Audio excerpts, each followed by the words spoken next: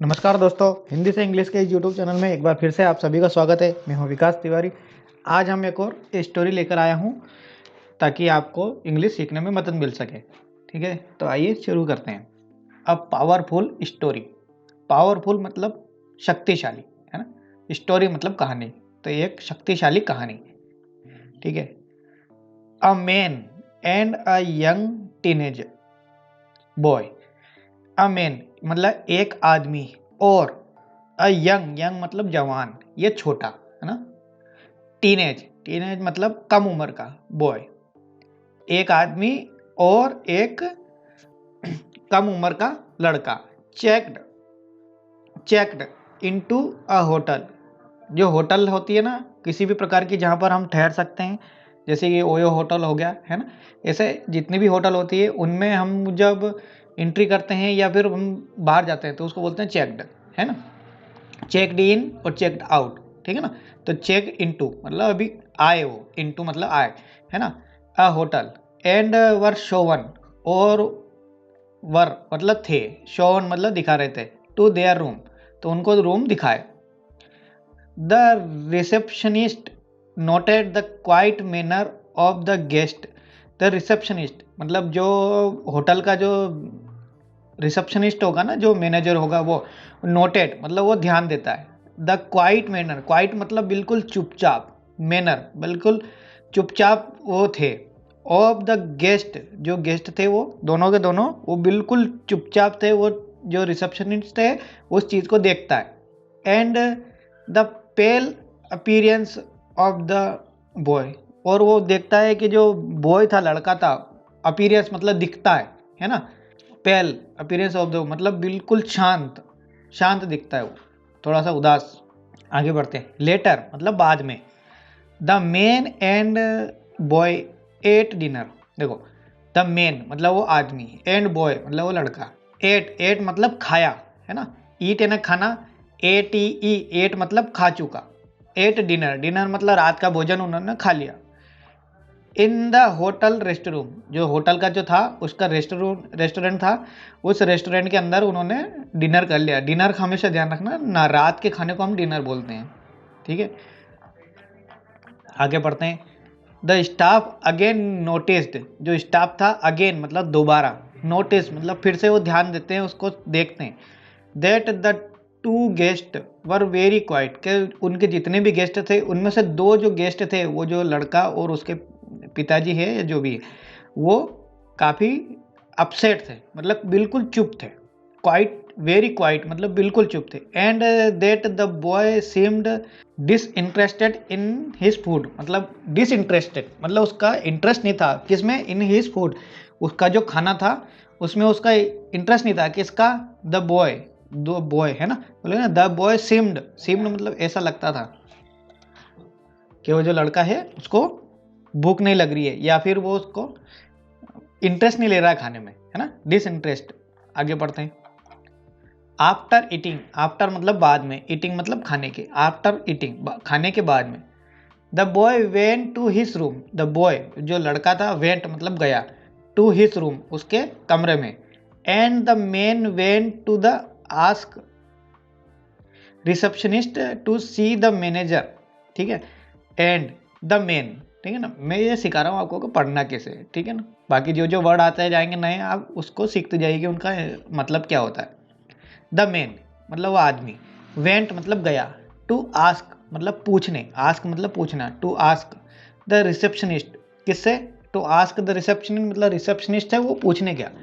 To see the manager, के manager देखो, मतलब मैनेजर कहाँ है ऐसा बोला हो, है ना। सी द मैनेजर, के मैनेजर को देखने के लिए रिसेप्शनिस्ट को उसने पूछा कि रिसेप्शन वो मैनेजर कहाँ है, मतलब कहाँ मिलेगा, ऐसा है ना। टू सी द, सी मतलब देखना। द रिसेप्शनिस्ट इनिशियली आस्क्ड, जो इनिशियली मतलब उसी समय, तुरंत, है ना। रिसेप्शनिस्ट जो उससे पूछता है, आस्क्ड मतलब पूछता है। If there was a problem with the service, मतलब वो मैनेजर की पूछता है उससे, रिसेप्शनिस्ट है कि आपका वो जो मैनेजर है वो कहाँ है। तो उसको थोड़ा सा घबराहट हो जाती है कि कहाँ हमने कहीं गलती तो नहीं करी है कुछ। तो इसीलिए वो क्या है कि there was a problem with the service, वो पूछता है क्या हमारे से कोई प्रॉब्लम में, सर्विस में कोई प्रॉब्लम आई है आपको, ऐसा कुछ हुआ है क्या। और द रूम, और क्या रूम में कुछ समस्या है आपको, and the offered to fix this, और वो बोलता है कि अगर कोई समस्या है तो मैं उसको फिक्स कर दूंगा, मतलब ठीक कर दूंगा, फिक्स थिंग मतलब वो सारी चीज़ें ठीक कर देगा। अगर आपको ऐसा लगता है कि कुछ आपके साथ प्रॉब्लम है तो मैनेजर को मत बोलो, है ना। But the main said, but मतलब लेकिन, द मेन मतलब वो आदमी, सेड मतलब बोला, that there was no problem, कि देर वॉज नो प्रॉब्लम, हम कोई प्रॉब्लम नहीं है, देर वॉज नो प्रॉब्लम, कि ऐसी कोई प्रॉब्लम नहीं है। ही explained that he was spending the night in the hotel with his 14-year-old सन वगैरह। ही एक्सप्लेन मतलब वो बताता है, जो बूढ़ा व्यक्ति था या वो जो मेन था, है ना, वो बताता है that he was spending, spending मतलब बिताना, है ना, द नाइट क्या रात बिताना, इन द होटल जो रात बिता रहे हैं वो होटल में, विथ हिज 14-year-old सन, के वो जो उसके 14 मतलब 14, ईयर ओल्ड मतलब 14 साल का सन, है ना, सन मतलब लड़का, तो उसके 14 साल के लड़के के साथ वो जो उस होटल में समय बिता रहा है उसका बोल रहा है वो। हु वाज सीरियसली इल, कि वो जो लड़का जो 14 साल का है वो बहुत सीरियसली इल, इल मतलब होता है बीमार, कि वो बहुत ज़्यादा बीमार है ना। देखो ये हु आर ऐसे हु वाज इस टाइप से आता ना तो समझ लो कि यहाँ हु का मतलब है जो कि बहुत ज़्यादा बीमार है, ठीक है ना। हु मतलब कौन नहीं होता है इसमें, हु का मतलब कौन भी होता है, लेकिन यहाँ पर जो यूज़ होता है इस टाइप से, इसका मतलब है जो कि काफ़ी बीमार है। प्रोबेबली मतलब शायद, टर्मिनली मतलब हो सकता है कि उसका आखिरी समय चल रहा हो, मतलब इतना ज़्यादा बीमार है कि वो लड़का, कि हो सकता है कि उसका आखिरी समय चल रहा है। प्रोबेबली मतलब शायद, टर्मिनली मतलब अंतिम समय तक, है ना, अंतिम समय से, ये इसी टाइप से एक भावना व्यक्त की जाती है कि हो सकता है कि ये आखिरी समय तक इसका हो सकता है।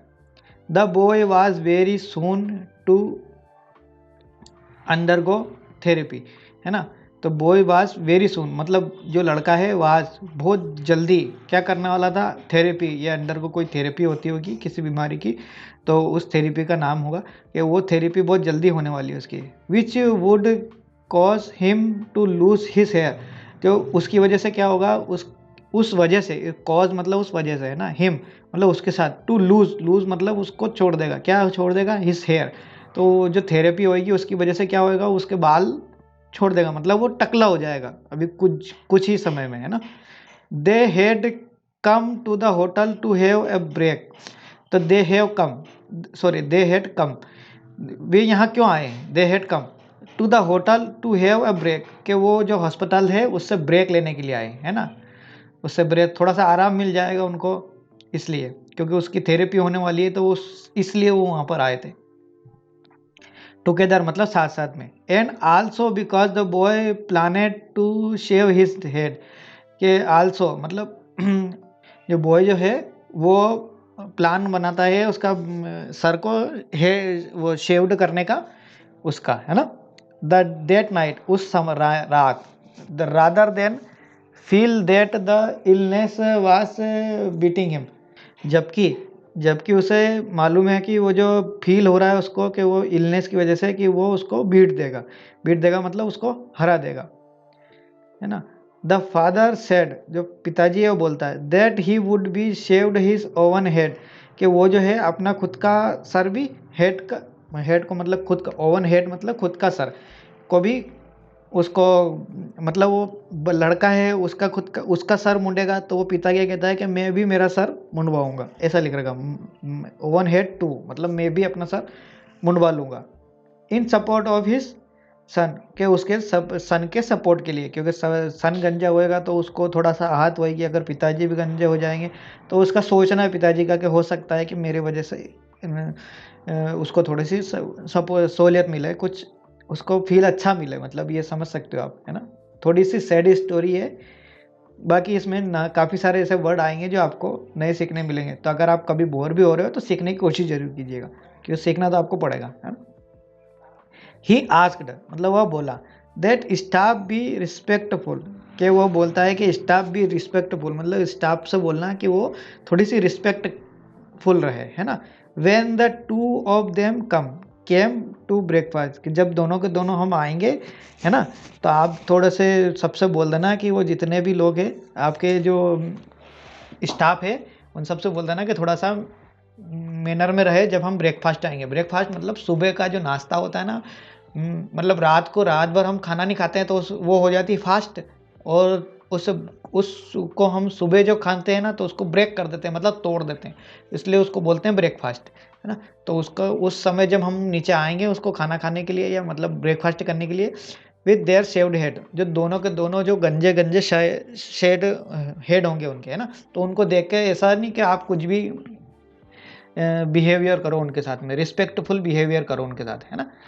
The manager assure the father that he would inform, तो वो क्या करता है, मैनेजर एश्योर्ड कर देता है उसको, पिताजी को, कि हाँ, यकीन दिला देता है कि मैं आपने जो कुछ कहा है वो मैं करूँगा। वुड इन्फॉर्म ऑल, और उसने सबको इन्फॉर्म कर दिया, staff and that they would behave appropriately, है ना, कि सबको उन्होंने जितने भी थे उसको सबको स्टाफ को उसने बोल दिया कि आप सब बिहेवियर अच्छा रखेंगे, ठीक है। उसने उसको यकीन दिला दिया ऐसा कि ऐसे ही होगा आप जो बोल रहे हैं। द फॉलोइंग डे, मतलब जो दिन आया उस दिन, मतलब मॉर्निंग की बात है ना। द फॉलोइंग मॉर्निंग मतलब आने वाली जो मॉर्निंग थी। द फादर एंड सन, जो पिताजी है और उसका लड़का, एंटरेड मतलब अंदर आए, द रेस्टोरेंट, उस रेस्टोरेंट के अंदर, फॉर ब्रेकफास्ट करने के लिए। देयर दे सा the for male restaurant staff, तो उन्होंने क्या देखा कि सा मतलब देखा, फॉर मतलब चार, मेल मतलब आदमी, रेस्टोरेंट स्टाफ, चार रेस्टोरेंट के जो स्टाफ है उन्होंने उनको देखा, अटेंडिंग टू देयर ड्यूटीज, जो उसकी ड्यूटी को अटेंड कर रहे थे, है ना। चार लोग थे जो उनको देख रहे, अटेंड कर रहे थे। Perfectly normally all with shaved head, और जितने भी थे वो परफेक्टली नॉर्मली मतलब सब नॉर्मल थे, और all with shaved head, all मतलब सभी, विथ मतलब साथ में, है ना, शेव्ड हेड मतलब वो जो चारों थे वो चारों भी गंजे होके आगे थे, या तो उसने गंजे हायर कर लिए होंगे। अभी आगे पढ़ते हैं क्या बात करता है ना। ये स्टोरी मैंने भी अभी पहली बार पढ़ रहा हूँ। नो मैटर व्हाट बिजनेस, कि नो मैटर क्या आप क्या बिजनेस कर रहे हो, यू आर इन, कि आप इस चीज को भूल जाओ कि आप किस बिजनेस में काम कर रहे हो। You can help people and you can make a difference, कि आप यू कैन हेल्प पीपल मतलब तुम सकते हो, हेल्प पीपल मतलब लोगों की मदद कर सकते हो, and you can make a difference, और तुम एक नया डिफरेंस बना सकते हो। अच्छा, स्टोरी ख़त्म हो गई है।